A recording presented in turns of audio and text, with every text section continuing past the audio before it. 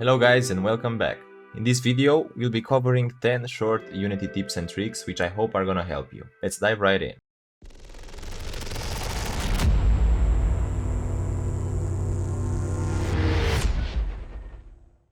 First, we have camera positioning. Let's say you're navigating around your scene and you find a sweet spot that you want for your game view. Instead of trying to move the camera to match your wanted angle, just stop in the right spot, select your camera, go to the game object window and press align with view, or just use the shortcut Ctrl-Shift-F. Now the game view matches your scene view. If you have a private variable that you don't want to be accessed from other scripts, but you want it shown in the inspector to test and change its values easier, just put serialized field in between square brackets in front of the variable and there you have it. The other way around would be if you have a public variable that needs to be accessed from other scripts, but there's no point having it displayed in the inspector, so just put hide in inspector between square brackets in front of the variable. If you have a public variable, let's say jump force, and you don't want to be able to put it at 10,000 for example, so your character turns into a spaceship, you can have it as a slider into the inspector that goes between two values that you are setting. You just have to put between the square brackets in the front of the variable range, parentheses, and inside the parentheses you're gonna put two values at your choice. Let's say it's gonna be between 0 and 10, and this is how it's gonna be displayed in the inspector. Snapping.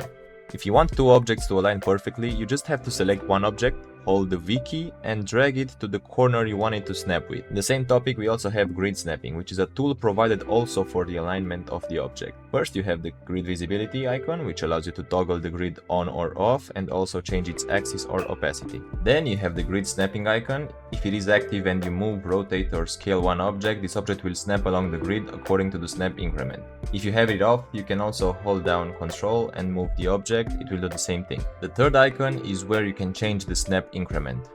If we set it to 5 for example, the object is gonna be moved 5 squares on the grid, and you can also change the snapping rotation degree or the scale value. Let's say you have an empty object, which is an enemy spawner or something, but you don't want it to be visible in your game, but you would like to know exactly where it is in the scene so you can easier design your level. To do so, just assign an icon to it from right here. You can even assign a custom one if you want, and this is how it's gonna look. What if you have one enemy prefab, but you want some more enemies that look different but have the same base functionalities, only with some value changes like speed or damage or more components or something like that? Instead of putting the components again on every enemy that we make, just select your original prefab and create a new prefab variant. Let's make two of these variants. They are gonna have the exact same components and values as the original prefab, but you can change them independently now. We can make this guy bigger and a bit slower, and the other one smaller and faster.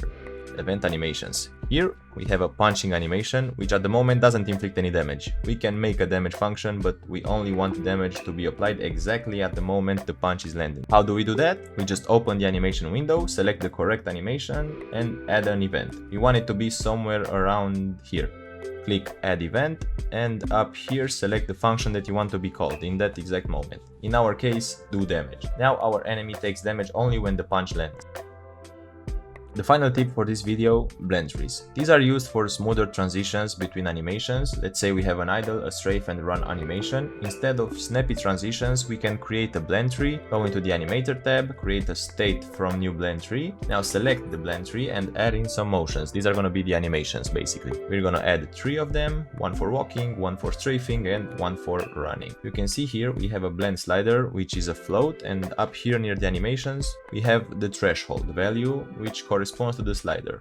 Basically, when the slider is at 0, he's gonna do the idle animation.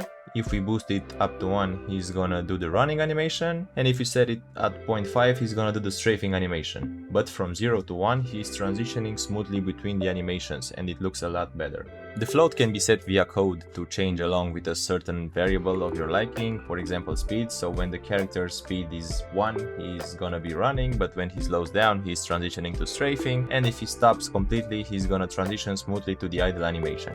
We reached the end of the video. I know it was a short one, but I hope some of the tips will help you with your projects. If they did, don't forget to drop a like and subscribe, and if you have some feedback or video ideas that you want to see, please let me know in the comments. Until next time, peace.